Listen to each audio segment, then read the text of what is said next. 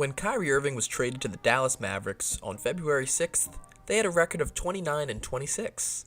After Kyrie's first game with the Mavericks, a win against the Clippers, they improved to 30-26, sitting tied for 4th place in the Western Conference. Optimism was high in Dallas. They paired an NBA top 75 player with another generational talent in Luka Doncic.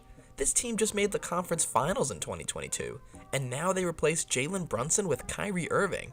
Sure, they gutted most of their roster to do so, but who cares? This team's going to be really scary in the playoffs with Luka Doncic and Kyrie Irving. But things went downhill pretty fast after Kyrie Irving's first game. They would not make the playoffs, they would not even make the play-in tournament, going as far as tanking their last 2 games of the season. So, what happened? Why did they not even make the playoffs? Let's talk about it. So, as I alluded to, on February 6th, the Dallas Mavericks traded Dorian Finney-Smith, Spencer Dinwiddie, an unprotected 2029 first-round pick, and 2027 and 2029 second-round picks for Kyrie Irving.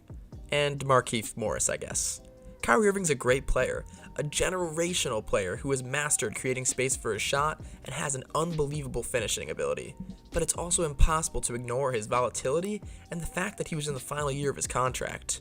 So I'm really hyping up Kyrie Irving and Luka Doncic as players. So why couldn't they even make the playoffs? They missed a couple of games each after the All-Star break. Could that be the reason? Let's take a look at some numbers. Overall, the Mavericks went 9-18 after the trade. That's not very good. When Kyrie Irving played, they were 8-12. Not good either, but better than the Mavericks overall. When Luka played, they were an abysmal 5-14. But the most concerning statistic is their record in games played together. They were 5-11 when both of their stars played. Most notable to me were back-to-back games against the Charlotte Hornets. For the Mavericks, Luka and Kyrie were both playing, and for the Mavericks, LaMelo, Terry Rozier, and Kelly Oubre were all out of the lineup. The playoff hopeful Mavs lost back-to-back games to them. This was just 2 of 27 wins for the Hornets all season. By April 8th, at 38-42, their playoff hopes were hanging by a thread. They had to win out and hope for some help from the other teams. So with their season on the line against the Chicago Bulls, they sat Kyrie Irving and Christian Wood and only played Luka 13 minutes. They were giving up on the season despite still being alive for the play-in tournament and doing an embarrassingly obvious tank job in the process, in which they were fined $750,000 for. As you may know, as a result of the Kristaps Porzingis trade, the Dallas Mavericks would have owed the New York Knicks their pick if it fell outside the top 10. So, with those last 2 losses, they ensured they would maintain the 10th odds in the lottery. By the way, the change in public opinion about that trade over the last 5 years is absolutely wild and deserves a video in itself. But anyways, by April 9th, the Mavericks were eliminated from playoff contention. So, let's bring it back to that question. What went wrong? Let's start with everyone's main concern, their defense. Not only did they trade for an average at best defender in Kyrie, they also traded their best defensive wing, Dorian Finney-Smith. Everyone expected their defense to get worse, and it did. From the time of the trade to the end of the season, the defensive rating was 118.5, the 4th worst in the entire NBA. The 3 teams that were in front of them or behind them, however you want to say it, were the Rockets, the Blazers, and the Pacers, who were all actively tanking. Before the trade, the Mavericks were bad defensively, but not that bad. They had a defensive rating of 114.9, which was 22nd in the NBA. But let's dive deeper into those defensive numbers. Before the trade, the Mavericks allowed teams to shoot 66.8% from inside the restricted area, which was 16th in the league, so right about average. But after the trade, they were 4th worst in the league, allowing a 70.1% shooting percentage at the rim. So are the big men of the Mavericks the one to fault? The 3 bigs that played the most minutes, Dwight Powell, Maxi Kleber, and Christian Wood, don't have positive defensive reputations at all. It's obvious the Mavericks are struggling with the lack of an intimidating big man. You may be thinking though, the Mavericks didn't trade any big man in that trade, so how'd they go from 22nd to 27th in defensive rating?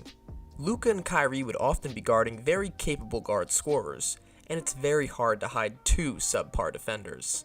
A guard would often drive past one of them, making the Mavericks scramble and have to rotate. The difference is, the Mavericks' wing defenders were much worse. Dorian Finney-Smith was obviously traded, and Reggie Bullock took a noticeable step back this season. Now since their wing defenders are beat, it's all up to the big men. Their trio of Wood, Powell, and Kleba are on the shorter side for centers, they're subpar defenders, and subpar shot blockers. And that's why teams shot so well at the rim. Their defense took such a step back because their defense would often break from all three levels, the guards, the wings, and the big men. Now let's talk about their offense. In 55 games before the Kyrie trade, they had the 8th best offensive rating in the league at 115.2. After the trade, they made a solid improvement to 117.2. This actually dropped them to 10th place in the NBA, because after the trade deadline, many teams commit to a tank, and so there's some inflated numbers that are put up near the end of the season.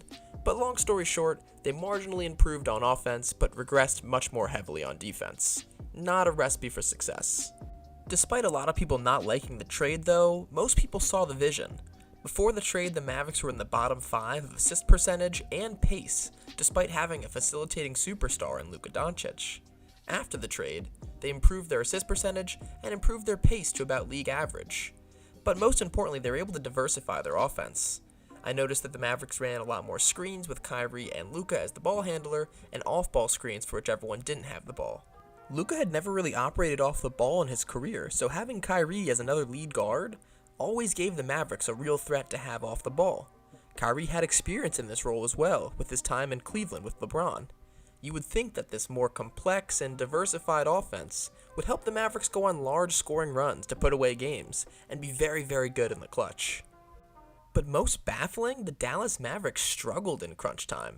In 27 games after the Kyrie trade, the Mavericks managed to play in 21 clutch games, which are games that were within 5 points within the last 5 minutes. And how do they perform in these games? 6 wins and 15 losses.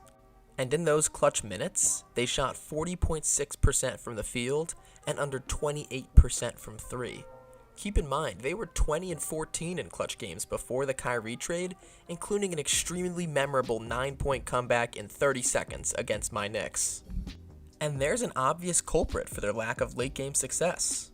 Luka Doncic. I'm not kidding. I'm aware Luka Doncic is an amazing player, a generational talent, and has carried the Mavericks through the better part of 3 seasons. However, in his 14 clutch games since the trade, in which they went 3-11, Luka Doncic shot 32% from the field and 9% from three-point range. Was it all Luka Doncic's fault? Absolutely not. Were there other problems in clutch time? Absolutely. They still couldn't rebound, defend, or any of the other things I previously mentioned. This was expected to some degree. The struggle in clutch time was not, though. That was supposed to be their specialty. They added more spacing, offensive variability, and a known clutch shot creator to the team. So, with all that being said, what's next for the Dallas Mavericks? First of all, they need to re-sign Kyrie Irving. They cannot have a repeat of Jalen Brunson from the previous offseason, who's now taking New York to new heights. I understand Kyrie and Luka are not a match made in heaven, but you cannot lose him for nothing. They don't have many assets left, and they need to keep Luka happy by continuing to be competitive. Any sign and trade with Kyrie Irving would not give the Mavericks enough value in return, so re-signing him is absolutely necessary, despite his off-the-court shenanigans and his less-than-ideal fit with Luka. If the Mavericks give him a full max contract, I don't think he's going anywhere else. The Lakers are probably content with how their new team looks, and the Heat probably wouldn't want someone with Kyrie's attitude. They have their eyes set on Dame anyways. Maybe there's something with Atlanta if the Trae Young rumors are true, but I just think that's pretty unlikely. In free agency, I have some ideas for players they should target. After signing Kyrie, they should still be under the luxury tax and be able to use the non-taxpayer mid-level exception of $12.2 million. They also have access to the biannual exception of $4.45 million. These can be split between multiple players, so in essence they have $16.5 million to spend, despite the fact they'll be over the salary cap. They really need to target defensive talent on the perimeter, preferably 3-and-D guys, and a good rebounding big man too. To address the first concern, the Mavericks should take the risk on Dillon Brooks, if his AAV is less than $8 million. He got really clowned this previous season, especially in the postseason, but he was a good defender that scored 18 points per game in 2021 to 2022. If he's too expensive though, I would look at Jay Crowder, a steady 3-and-D guy, and sign him on a small 2-year deal. To address the second concern, I would first look at Mason Plumlee. He's a much more traditional center who had an underrated season for the Hornets and Clippers. He averaged 11 points, 9 rebounds, and 3 assists per game last season. You probably can't afford Plumlee and Brooks. If I had to choose one, I'd probably choose Plumlee, because I can see the vision of a lineup of like Kyrie, Luka, maybe Josh Green at the 3, Jay Crowder at the 4, and Mason Plumlee at the 5.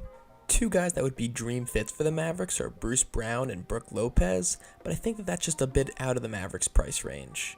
In order to fill out the rotation, I would look to sign guys like Seth Curry to be a really good shooter off the bench, Jeff Green and Kevin Love to be some forward veterans, or Javon Carter for some extra perimeter defense. Finally, I would re-sign Dwight Powell. You may think I don't like Powell because of my rant on the Dallas big men, but I think he's a fine player. I just think that with this team, he fits much better off the bench as a backup 4 or 5. I'd also let Christian Wood walk. He just doesn't really fit well with this team. But let me know what you guys think about all this. The Mavericks should be good next year, at least better than this year. But unless they pick up a gem out of nowhere, I really struggle to find a championship ceiling for this team. Like the video if you liked the video, and let me know in the comments of any other videos you want to see. Goodbye for now.